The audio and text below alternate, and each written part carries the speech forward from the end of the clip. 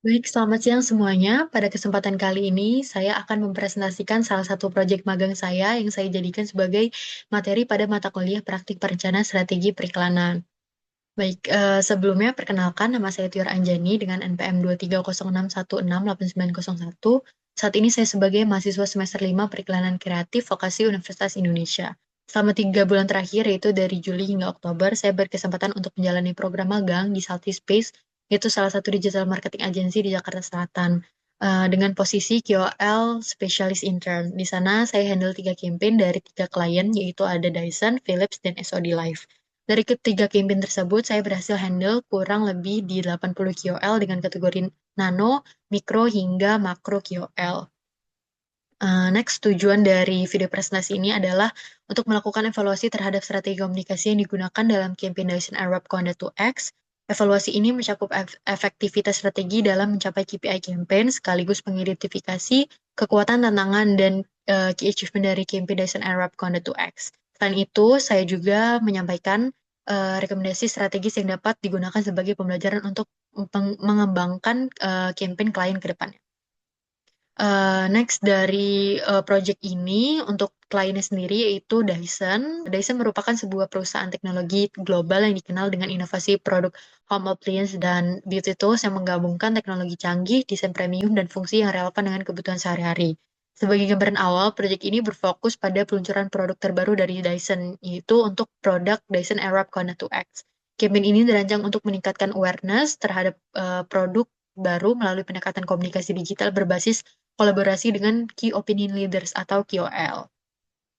Untuk target audiens pada campaign ini, kita menargetkan kepada perempuan yang berusia 18 hingga 44 tahun yang terdiri dari mahasiswa, fresh graduate, first jobber, hingga middle level profesional. Dari sisi pendapatan, audiens berada pada segmen yang menengah ke atas dengan penghasilan atau uang saku per bulan berkisar dari 5 juta sampai 18 juta rupiah. Secara geografis, kita menargetkan kepada audiens yang tinggal di kota-kota besar dengan gaya hidup cepat seperti Jakarta, Bandung, dan Bali, serta mereka yang tinggal di apartemen atau hunian yang dekat dengan kampus ataupun tempat kerjanya.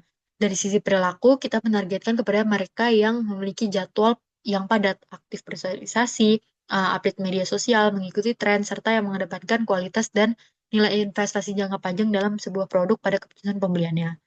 Next, berdasarkan evaluasi terhadap klien brief di tugas sebelumnya, dari visi dan misi campaign sebenarnya sudah sejalan dengan nilai dari Dyson sendiri, yaitu inovatif dan premium. Namun menurut saya, arah komunikasinya masih cenderung terlalu luas dan belum spesifik mengangkat pain points konsumen dalam aktivitas hairstylingnya sehari-hari. Lalu ke campaign objektif, pada campaign ini masih perlu lebih rinci dengan target kuantitatif yang terukur. Jadi untuk menentukan berhasil atau tidak campaign ini menurut saya cukup sulit karena tidak adanya target kuantitatifnya. Lalu ke STP, Dyson sendiri sebenarnya sudah diposisikan sebagai brand yang premium.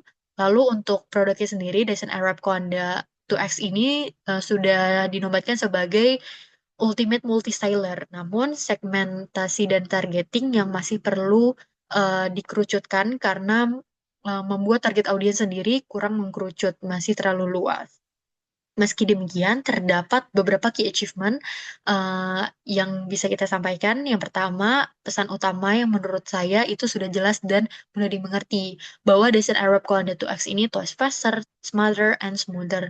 Lalu, message tersebut itu serentak disampaikan oleh semua KOL di kontennya karena sebagai mandatory. Lalu, poin yang kedua, pemilihan KOL yang sesuai dengan brand image Dyson sendiri. Jadi, kemarin kita sudah memilih KOL-KOL yang memiliki nilai eksklusif premium dan persona yang align dengan brand Dyson. Lalu, poin terakhir, kita berhasil menjaga konsistensi image Dyson sebagai brand premium dan inovatif. Lalu, untuk key learnings dapat 3 poin. Yang pertama, campaign objektif seharusnya lebih clear dan perlu dirincikan untuk ketentuan targetnya, seperti target kuantitatifnya, itu perlu berapa, karena supaya kita bisa mengukur campaign-nya berhasil atau tidak.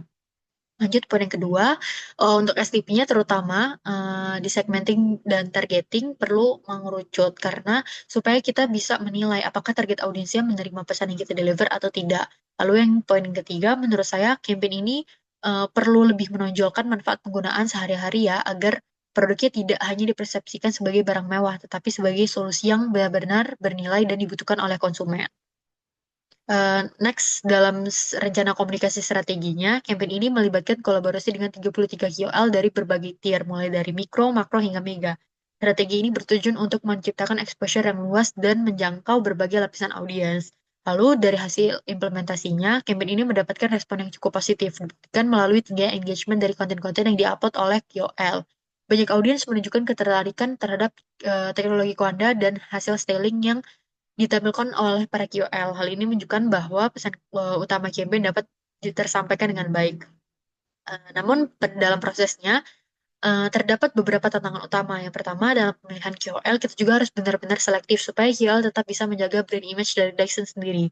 Lalu yang kedua, menjaga konsistensi pesan yang ingin kita sampaikan ini cukup challenging ya menurut saya karena kita menggunakan KOL sebagai sender di campaign ini. Jadi saya sebagai KOL spesialis kemarin bolak-balik measure bahwa di storyline dan KOL itu apakah mereka benar-benar menyertakan message yang ingin kita sampaikan supaya tersampaikan dengan jelas dan dapat diterima oleh audiens dengan tepat. Lalu yang ketiga, sekarang di beauty industry tingkat persaingannya itu lumayan cukup tinggi, apalagi produk Dyson sendiri itu tergolong cukup pricey dan ini produk baru. Jadi untuk membuat produk ini menonjol itu cukup challenging menurut saya. Lanjut, untuk evaluasi di infografis, big idea yang diangkat menurut saya sangat relevan ya dengan tujuan klien karena konsep komunikasi yang digunakan berhasil menonjolkan positioning Dyson Airwrap Conde 2X ini sebagai produk yang upgrade performanya menjadi lebih baik dari model yang sebelumnya. Lalu pesan yang disampaikan juga tergolong efektif karena dikemas secara sederhana, mudah dipahami, dan langsung menyoroti manfaat utama produk. Konten transformasi sebelum dan sesudah penggunaan produk yang dilakukan oleh KOL di kontennya juga dapat memperkuat kredibilitas pesan. Lalu dari sisi komunikasi, pesan ini sangat relevan secara perilaku karena sesuai dengan gaya hidup audiens yang sibuk, aktif secara sosial, dan memiliki nilai dalam pengambilan keputusan dalam pembelian produknya. Lanjut, media utama yang digunakan dalam campaign ini adalah Instagram dan TikTok yang sangat sesuai dengan perilaku target audiensnya, lalu menghasilkan tingkat engagement yang tinggi. Ini menunjukkan bahwa pesan dari campaign itu berhasil dan menjangkau dan menarik perhatian audiens. Lalu untuk kesimpulannya, campaign Dyson Airwrap Coda 2X ini menurut saya cukup berhasil, tetapi ada beberapa yang perlu diperbaiki. Campaign ini cukup menciptakan engagement yang tinggi terhadap peluncuran produk baru. Lalu pesan utama yang tersampaikan dengan jelas dan konsisten melalui kolaborasi KOL serta menggunakan media yang tepat untuk menciptakan engagement yang tinggi itu. Namun, campaign ini masih memiliki beberapa poin untuk perbaikan terutama di dalam hal pengerucutan target audiens dan penetapan KPI yang kedepannya harus ada nilai kuantitatifnya supaya kita bisa mengukur pada tahap awareness, consideration, dan conversionnya. Lalu strategi yang bisa saya tawarkan yaitu mungkin kita bisa memanfaatkan trend jacking sebagai hook awal konten dibanding langsung ke demo produk untuk menarik audiens terlebih dahulu.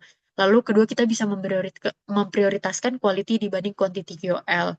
Kita bisa gunakan KOL dengan jumlah yang lebih sedikit namun memiliki audiens yang loyal dan engage serta lebih fokus pada kualitas dibanding kuantitas KOL itu tadi. Secara KPI sebenarnya dari klien dan Salty Space sebenarnya nggak ada KPI, tapi di sini mungkin saya bisa menjelaskan terkait campaign performance ya.